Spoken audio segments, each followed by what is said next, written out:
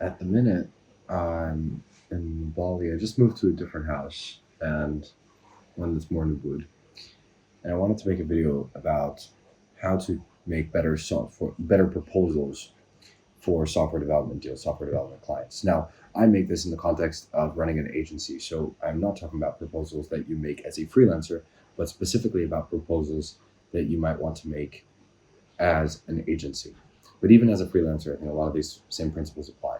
Now, I think there's a lot of things that go into a good proposal, and there are pieces on how to price and how to negotiate. But I've done different videos on those because I think those are entirely separate conversations.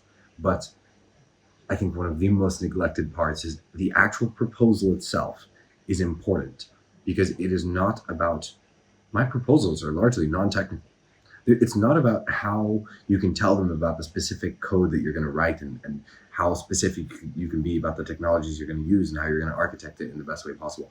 That is part of why, that is part of why they should buy you, but it is not the main piece. Most people think it's the main piece because it's the entire point of a proposal is basically telling that client's already in pain.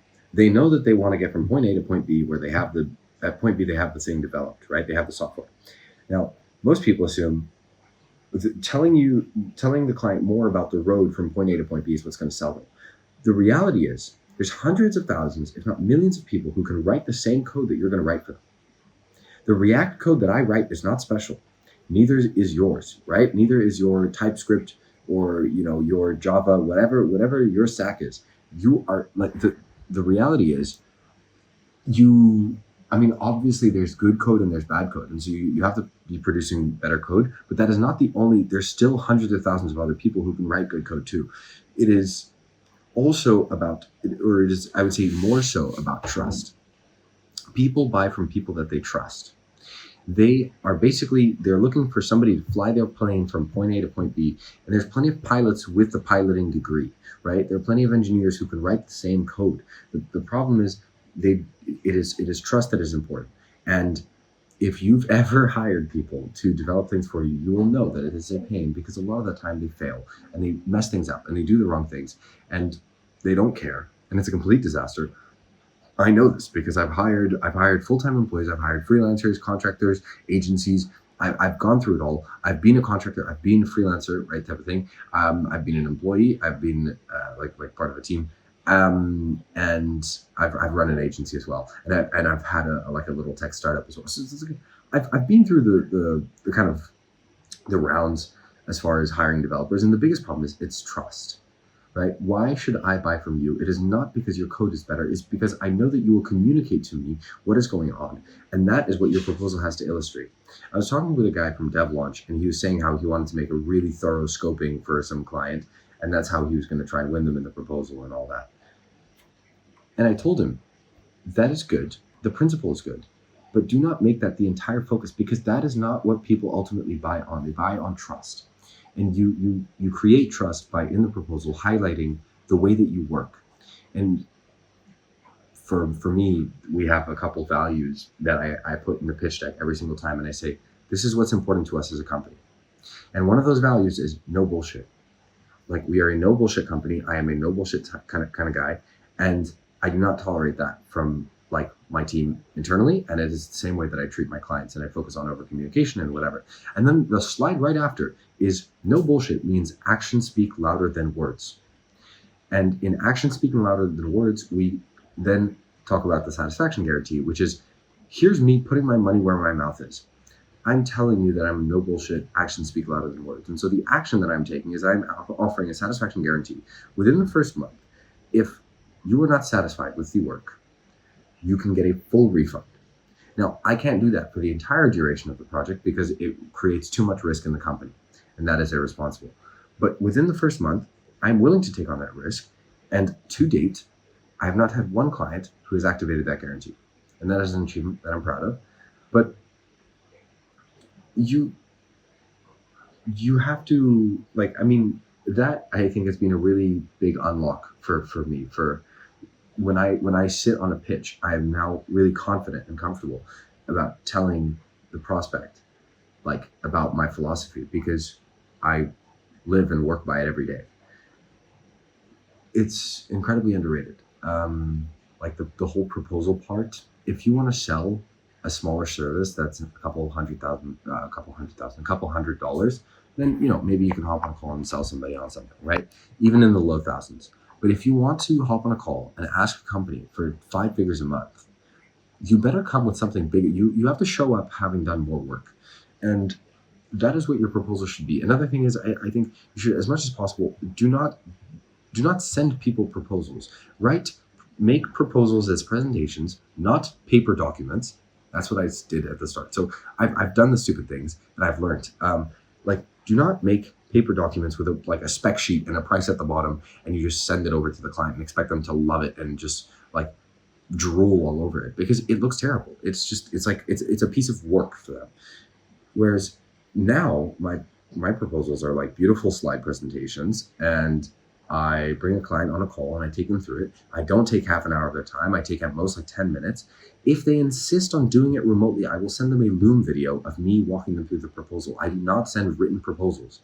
Like, I won't text somebody a price and just be like, hey, does this sound good? Very rarely will I ever do that. And if I do, it's only in negotiations or things like that. But I have not done that for a very long time. And I've made this a clear point to everybody at DevLaunch. But when you are working on pitching a new client, your proposal should be something visual and personal. And visual things speak more than kind of text and written things. And so when we, the way we craft our proposals has made a massive difference. I would say the technical parts that you can include, which can be useful, are timeline.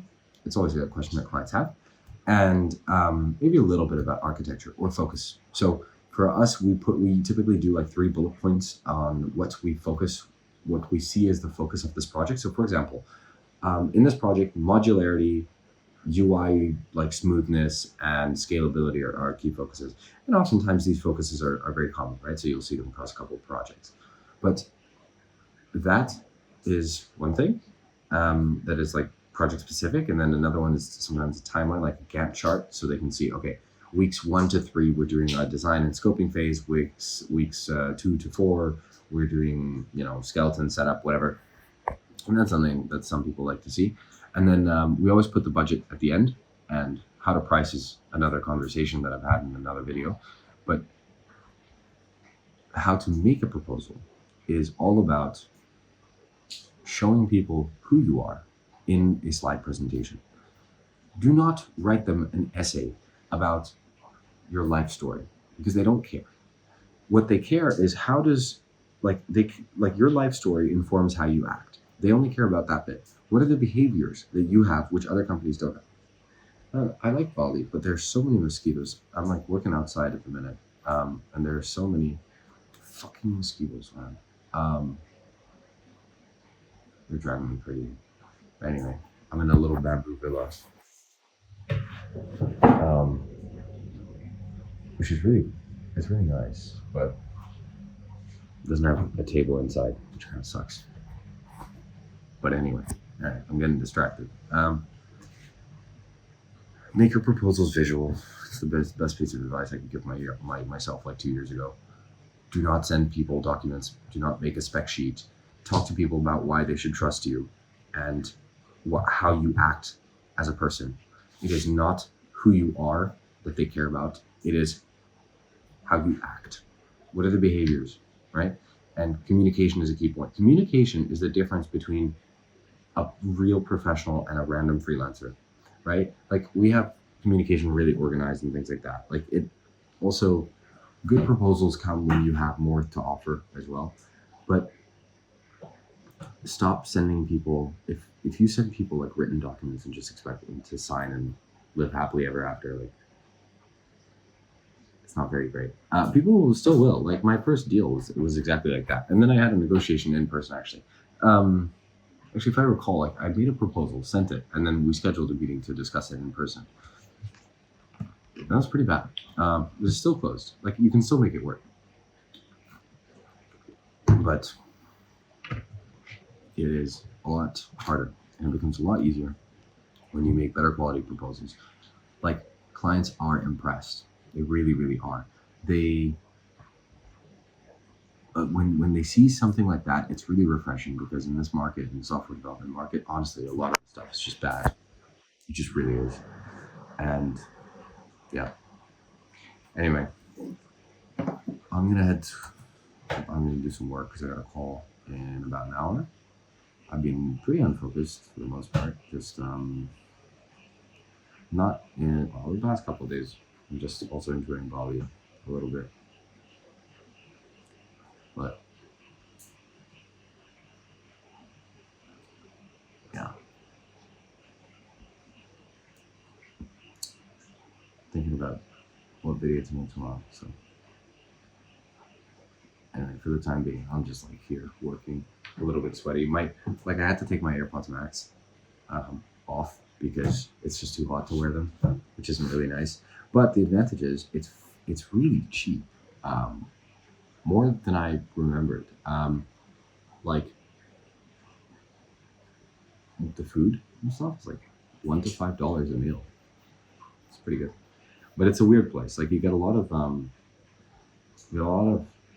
random people who like the fact that it's cheap also attracts a lot of people who are a little bit like confused in life and or a lot of like party people. I think it's a bit like the college social life that you you can get here. And that's not really for me. I want a big city. I think like it's yeah. I want to be surrounded by more ambitious people rather than the opposite. But still good to visit for a while. Change of scenery, always nice. More trips, I think. Good break from the city. So still good fun.